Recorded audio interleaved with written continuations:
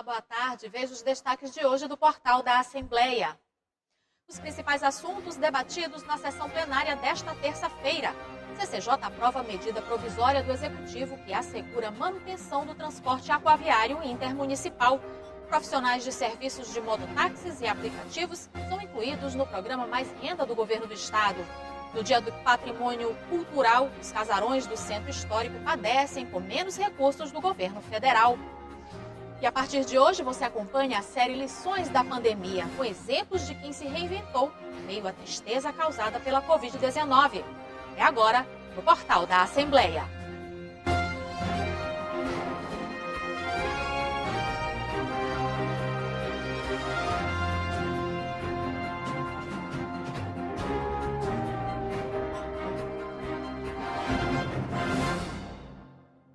Na primeira sessão plenária da semana, entre os assuntos abordados, os deputados debateram sobre o Agosto Lilás de combate à violência contra mulheres. Quem traz os detalhes para a gente sobre a sessão plenária de hoje é o repórter Joelson Braga. Boa tarde, Joelson.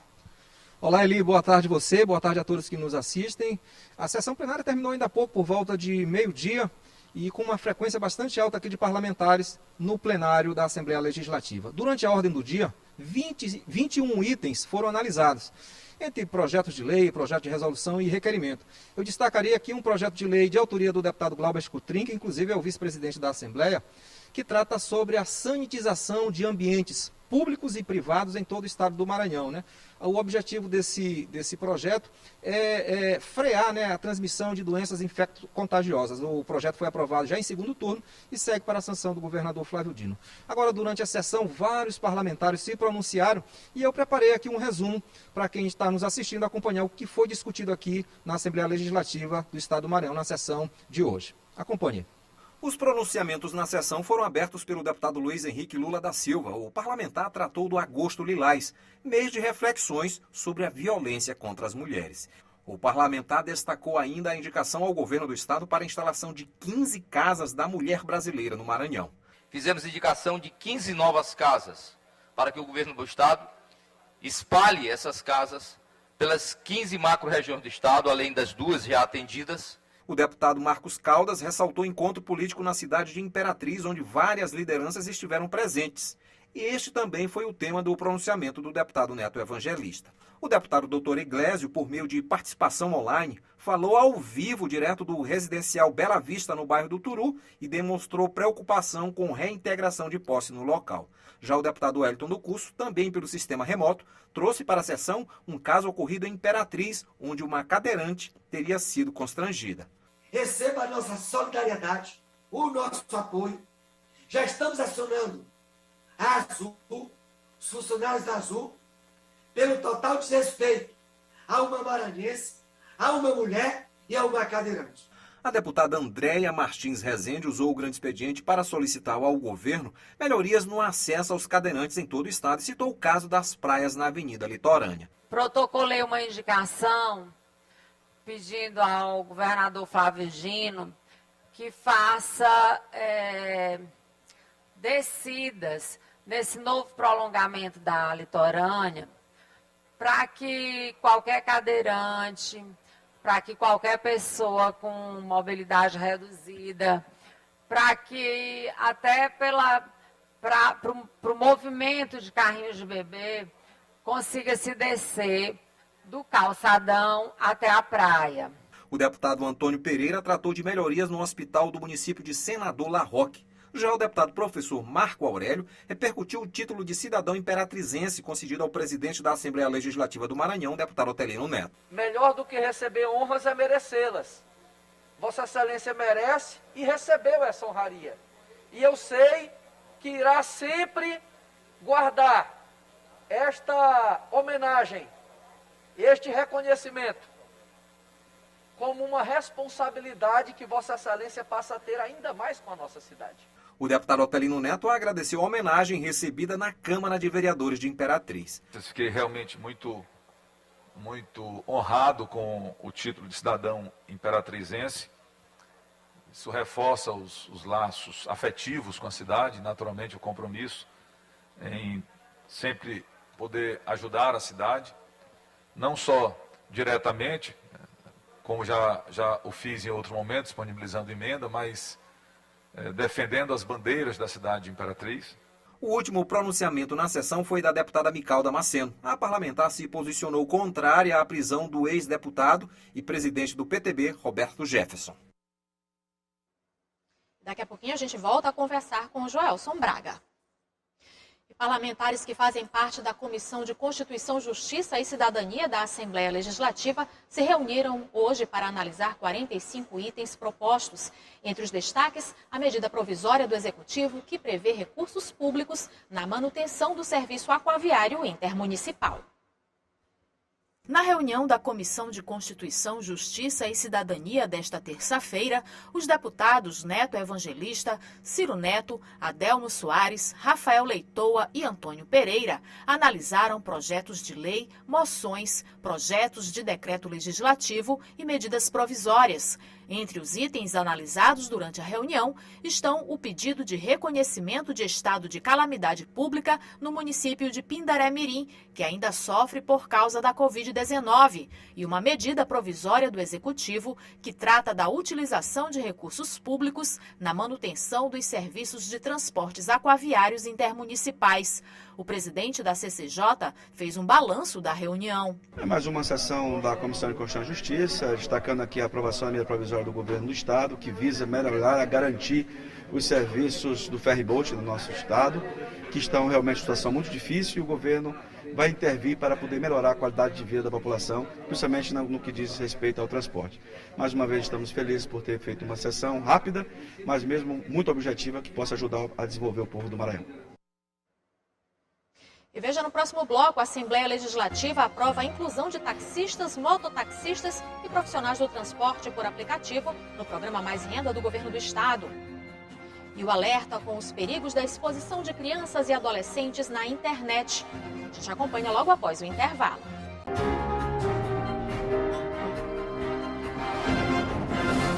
A Assembleia Legislativa do Maranhão aprovou um projeto de lei do Executivo que inclui mototaxistas, taxistas e profissionais do transporte por aplicativo no programa Mais Renda. O benefício vai ajudar os trabalhadores do setor nesse período de instabilidade econômica. O projeto de lei de autoria do Poder Executivo foi aprovado pela Assembleia Legislativa e incluiu os profissionais dos serviços de táxis, mototáxis, motoboys e transporte por aplicativo para receberem pelo programa Mais Renda uma parcela única de R$ 600 para ajudar nesse período de instabilidade econômica. O programa Mais Renda tem sido fundamental para milhares de famílias maranhenses, principalmente agora em função da pandemia. É uma forma deles poderem entrar no mercado de trabalho. A gente tem transformado famílias em vulnerabilidade em pequenos empreendedores, através da qualificação, do treinamento e depois da entrega de equipamentos. O deputado Neto Evangelista, que foi secretário de Desenvolvimento Social, falou sobre a importância da inclusão de mais profissionais que vão receber o benefício. Eu fico muito honrado também, deputado Marco Aurélio, porque possibilita um programa que eu tenho muito orgulho em ter idealizado. Quando Vossa Excelência me disse que iria destinar recursos para o programa Mais Renda numa nova modalidade, me veio à memória a época em que eu era auxiliar do governo e levei a ideia do programa Mais Renda ao governador Flávio Dino e ele me perguntava como que iria funcionar esse programa. E essa parcela de R$ 600 vai chegar em boa hora para o taxista Benedito Martins, que tem 40 anos de profissão e vem perdendo os ganhos do trabalho por conta do aumento de combustível e de outras despesas do dia a dia. Combustível, nós temos que pagar a conta da energia, que é caro, que você não imagina, a gente só fala em combustível, né? E a energia é outro bicho que vem comendo atrás, entendeu? E a gente tem que pagar, entendeu? Mas esses R$ 600 é muito bem-vindo, entendeu? Muito abençoado. E nós vamos voltar a falar com o repórter Joelson Braga sobre esse assunto. Joelson, esse benefício vai ajudar uma parcela importante de trabalhadores, não é isso mesmo?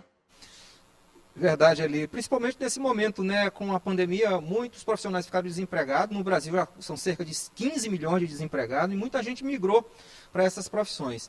E esse projeto foi votado agora aqui em regime de urgência e a solicitação desse pedido de urgência foi feita pelo deputado Marco Aurélio. Eu estou aqui com ele e ele vai dar mais detalhes. Deputado, é importante, né, um apoio a essas categorias que às vezes migraram para esses setores e aí ficam desprotegidas sem nenhum auxílio do poder público.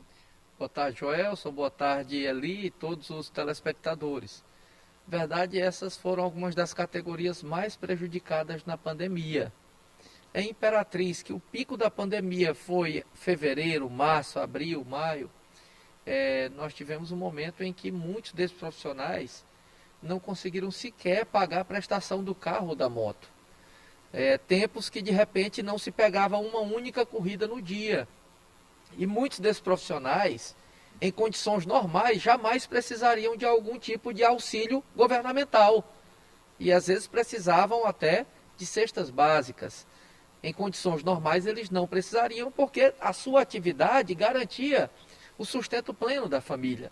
E dialogando com esses profissionais, desde esse período crítico da pandemia, eu recebi essa reivindicação e fui, junto ao governo, construir uma alternativa para que fossem amparados.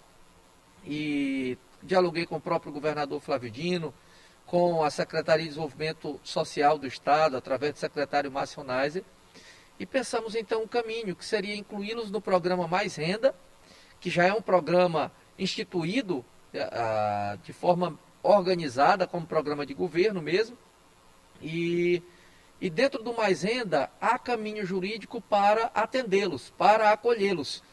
E eu destinei um recurso, R$600 mil, para que 1.000 desses profissionais sejam beneficiados com auxílio emergencial na cidade de Imperatriz, a minha cidade. Isso abriu um caminho para que outros deputados também coloquem recursos e o próprio governo, a partir de orçamento designado, possa colocar de uma maneira mais ampliada de acordo com a capacidade. O certo é que o Mais Renda ele já atende a diversas categorias. É um programa que já vem tendo sucesso no Estado.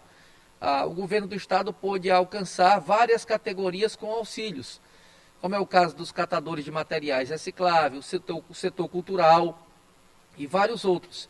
E agora vai poder avançar com os mototaxistas, taxistas e motoristas de aplicativo.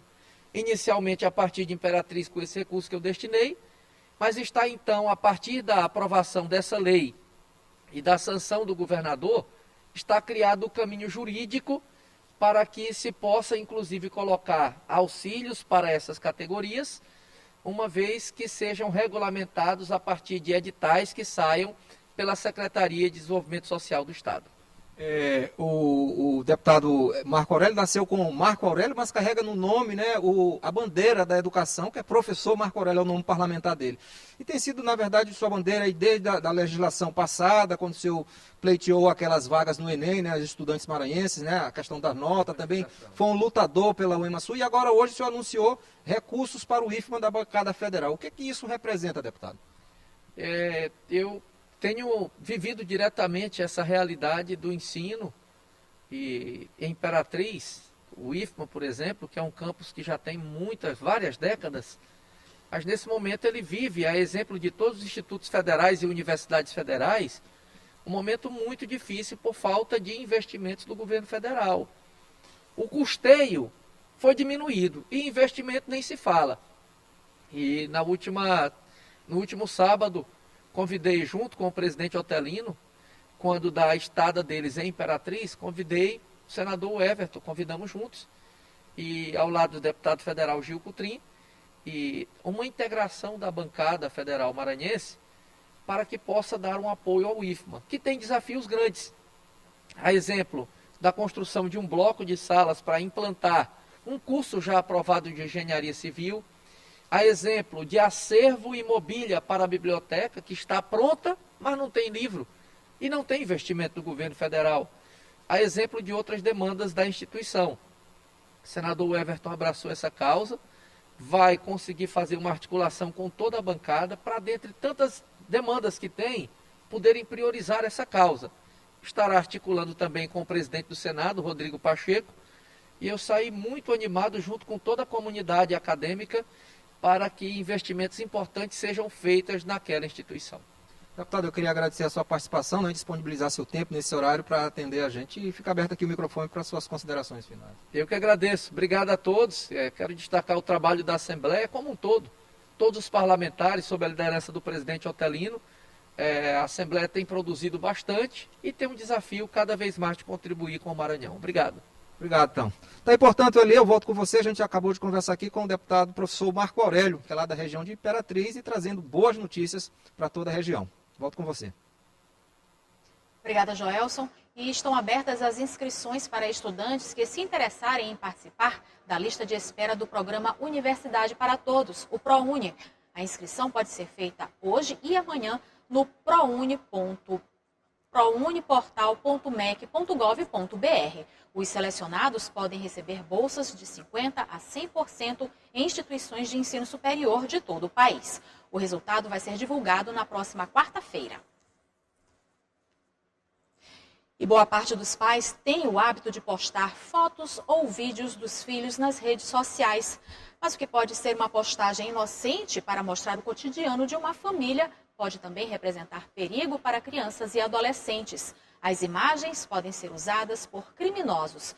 Por isso, é importante ter cuidado redobrado para proteger o público infanto-juvenil. Parece até roteiro de cinema, mas é isso mesmo.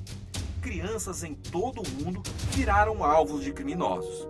Os pequeninos alimentam um mercado altamente lucrativo que vai desde o tráfico de pessoas, crimes sexuais, comércio de órgãos, até outros tipos de crimes, como o cyberbullying.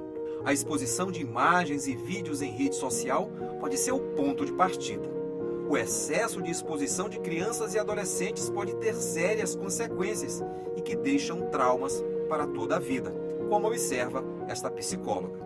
Tudo isso também traz para a criança uma série de perigos. Ela fica muito mais vulnerável ao contato com pessoas estranhas, fica muito mais vulnerável à questão dos assédios, das violências virtuais.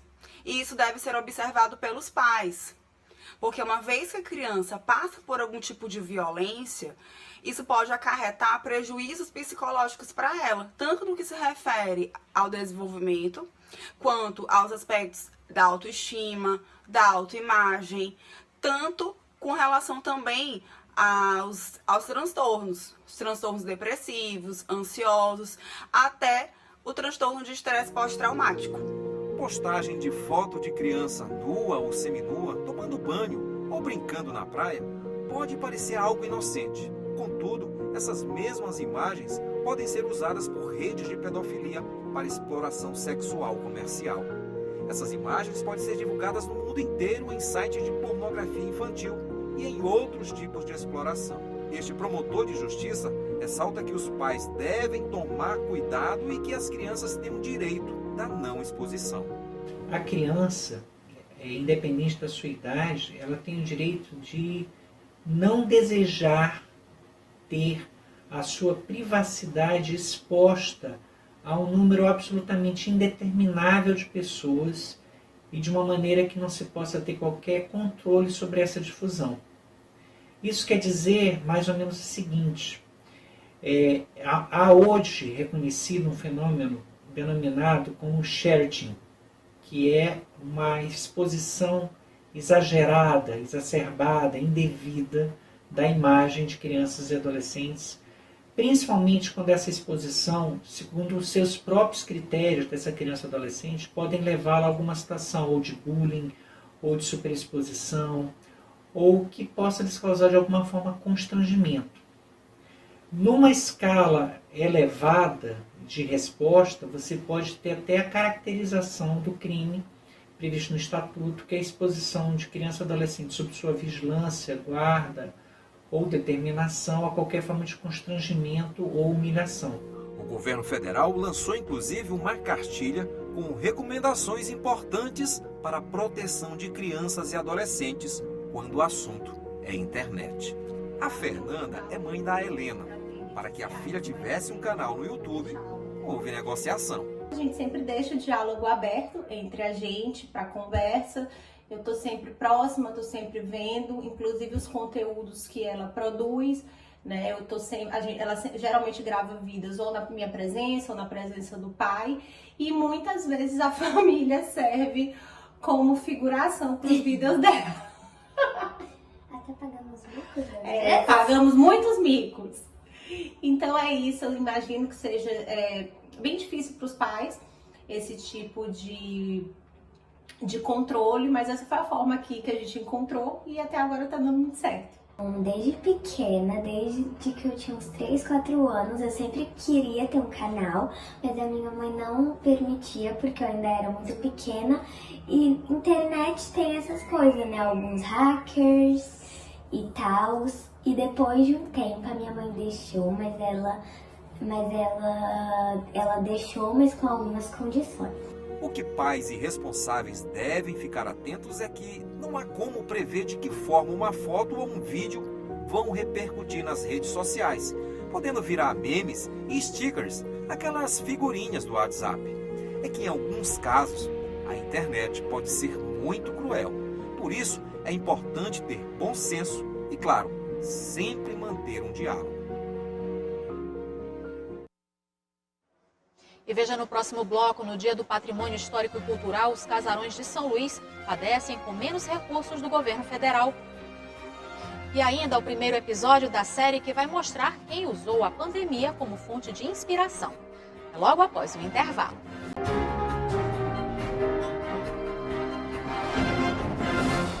E no Dia do Patrimônio Histórico e Cultural, uma das nossas maiores riquezas arquitetônicas precisa de proteção e preservação. Mas o orçamento destinado para a manutenção das cidades históricas sofreu redução, o que pode significar riscos, principalmente para os casarões do Centro Histórico de São Luís. A beleza dos casarões do Centro Histórico de São Luís contribuiu para que ela recebesse o título de Cidade Patrimônio Histórico da Humanidade, um acervo de mais de 3.000 imóveis tombados pela Unesco.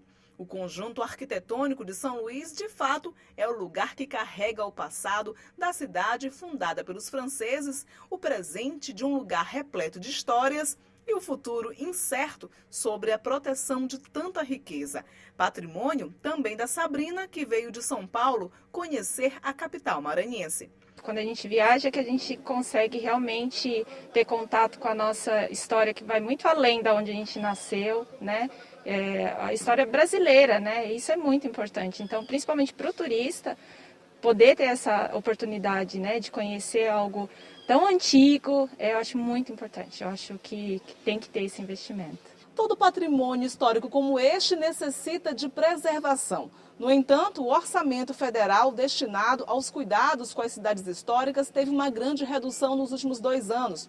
Para se ter uma ideia, em 2019 foram destinados 143 milhões de reais. Este ano, apenas 26 milhões, ou seja, uma redução de mais de 80%. A ex-superintendente nacional do IPHAN e atual presidente da Fundação Municipal do Patrimônio Histórico de São Luís, Kátia Bogea, destaca os prejuízos ao patrimônio cultural. Nesses últimos 2 anos, uma redução abrupta do seu orçamento. E com isso, o impacto é muito grande para as cidades históricas, mas também para as manifestações culturais que receberam o título de patrimônio nacional, né? Então, nós temos diversas obras no país que tiveram que ser paralisadas porque o órgão federal, que é o IPHAN, não tem mais orçamento que consiga dar prosseguimento a essas obras. Kátia Bogea também ressalta as perdas para São Luís com a queda do orçamento federal do IPHAN. A situação é tão delicada que, por exemplo, no caso de São Luís, tinha obra realizada pelo IPHAN em cumprimento de sentença judicial e que tiveram que ser paralisadas porque não existe orçamento. E com a pandemia da Covid-19, muitas vidas foram impactadas no mundo todo. Mas no meio disso tudo, teve gente que se reinventou e tirou lições desse momento tão difícil. A partir de hoje, você vai acompanhar uma série de reportagens que mostram como encontrar mensagens positivas em meio a esse caos que mudou as nossas vidas. Você vê agora no primeiro episódio da série Lições da Pandemia.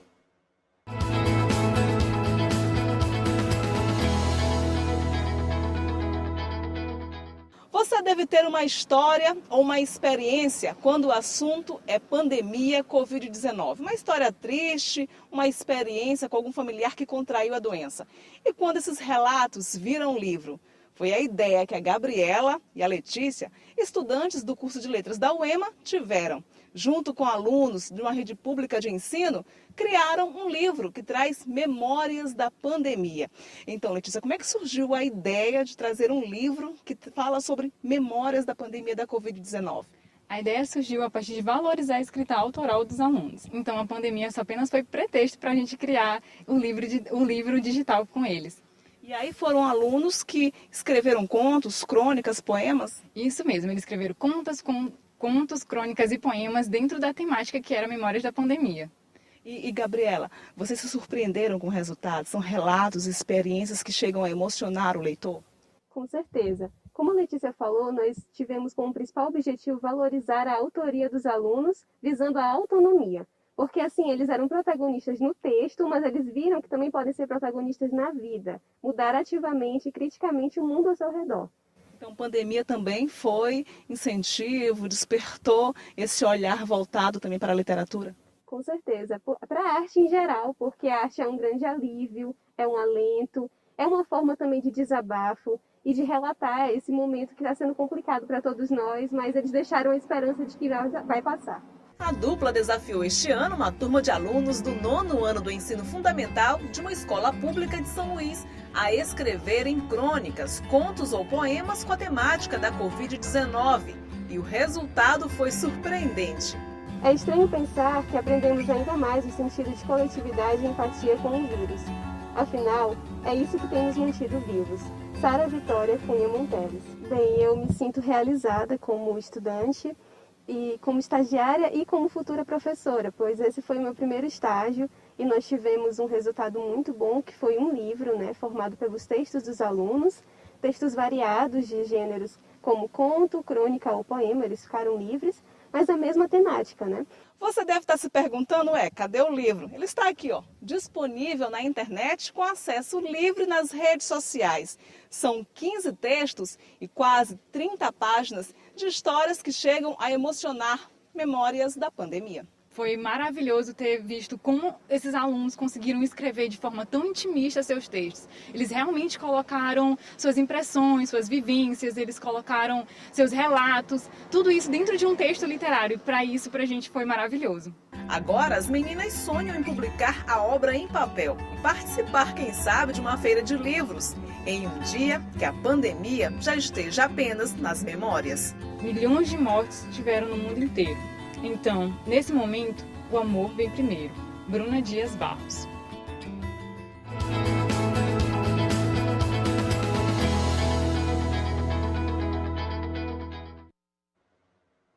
Amanhã você vai ver quem usou a pandemia como inspiração para a música.